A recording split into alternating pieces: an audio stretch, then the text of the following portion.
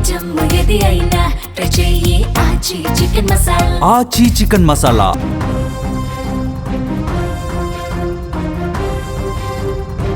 Telangana municipal ఎన్నికల ఫలితాల్లో మరొక సంచలనం నమోదైంది. జోగులాంబ గద్వాల జిల్లా రాజకీయాల్లో ఇది కనిపించింది. ప్రధాన పార్టీలైన కాంగ్రెస్, బీఆర్ఎస్లను వెనక్కి నెట్టేసి ఆల్ ఇండియా ఫార్వర్డ్ బ్లాక్ వడ్డేపల్లి మున్సిపాలిటీని కైవసం చేసుకుంది. మొత్తం 10 వార్డులకు గాను ఫార్వర్డ్ బ్లాక్ అభ్యర్థులు ఏకంగా 8 స్థానాల్లో అక్కడ విజయం సాధించారు.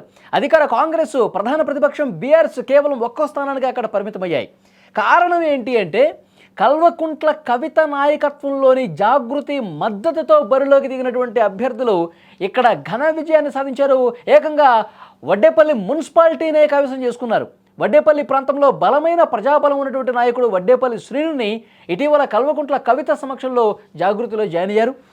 ఈ ఎన్నికల్లో తన అనుచరులను సింహం గుర్తుపై బరిలోకి దింపి వ్యూహాత్మకంగా కవిత వ్యవహరించిన పరిస్థితుంది.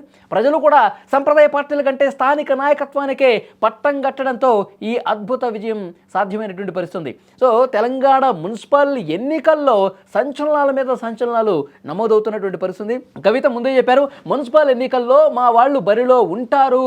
ఇప్పుడు ఇంకా పార్టీ పెట్టలేదు, కవిత పార్టీ పెట్టలేదు, ఇంకా పార్టీకి సంబంధించిన గుర్తు లేదు.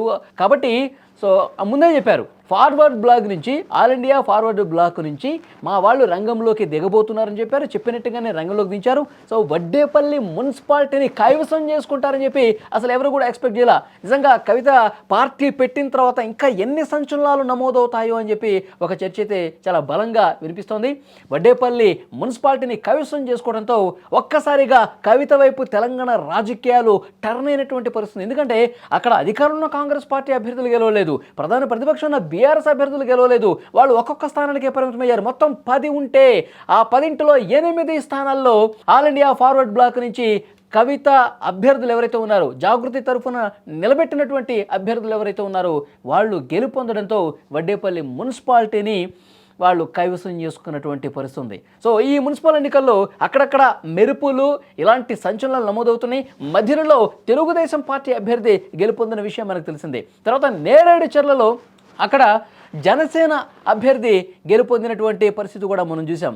ఆ తర్వాత చిట్యాలలో ఒక ట్రాన్స్జెండర్ గెలుపొందినటువంటి పరిస్థితి ఉంది. సో ఇలాంటి సంచలనాల నడుమ ఇప్పుడు జాగృతి తరఫున నిలబడ్డటువంటి జాగృతి అభ్యర్థులు ఆల్రెడీ ఫార్వర్డ్ బ్లాక్ అభ్యర్థులుగా నిలబడి గెలుపు సాధించడంతో వడ్డేపల్లి మున్సిపాలిటీని కైవసం చేసుకోవడంతో ఇక్కడ తీవ్రమైనటువంటి చర్చనీయాంశం కనిపిస్తోంది. ఇక కవిత పార్టీ పెట్టిన తర్వాత ఆ పార్టీకి సంబంధించినటువంటి కార్యక్రమాలు ఇంకా వేగంగా ముందుకెళ్ళిన తర్వాత తెలంగాణ రాజకీయాల్లో కవిత పాత్ర ఏ విధంగా ఉండిపోతుందని చెప్పి ఒక ఇంట్రెస్ట్ కూడా చాలా స్పష్టంగా కనిపిస్తుంది. క్లియర్గా మీరు దృశ్యాల్లో కూడా చూడొచ్చు. ఎవరైతే వాళ్ళు బరిలో దిగుతున్నారో వాళ్ళకి సంబంధించినటువంటి ఫోటోలు కూడా మనకి స్క్రీన్ మీద కనిపిస్తున్నాయి. జాగృతికి సంబంధించినటువంటి ఆఫీసులో కార్యకర్తలు, ఆ పార్టీకి సంబంధించిన నాయకుల ఆనందోత్సాహాలు కూడా మిన్నెట్టుతున్నటువంటి పరిస్థితి కనిపిస్తుంది.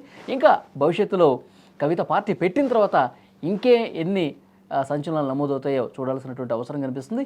ఇప్పటి వరకు ఈ మున్సిపల్ ఎన్నికలకు సంబంధించి మొత్తం 10 స్థానాలుంటే మెజారిటీ ఒక పార్టీ కైవసం చేసుకొని పూర్తి స్థాయిలో వాళ్ళు మున్సిపాలిటీని కైవసం చేసుకున్నటువంటి ఫలితం రావడం అనేది నిజంగా కవిత ఉత్సాహం రెట్టింపు చేసిందని చెప్పాలి. భవిష్యత్తులో ఆమె అతి త్వరలోనే పార్టీ పేరు కూడా అనౌన్స్ చేసే అవకాశం కనిపిస్తుంది. క్షేత్రస్థాయిలో వాళ్ళు వర్కౌట్ చేస్తూ ఉన్నారు.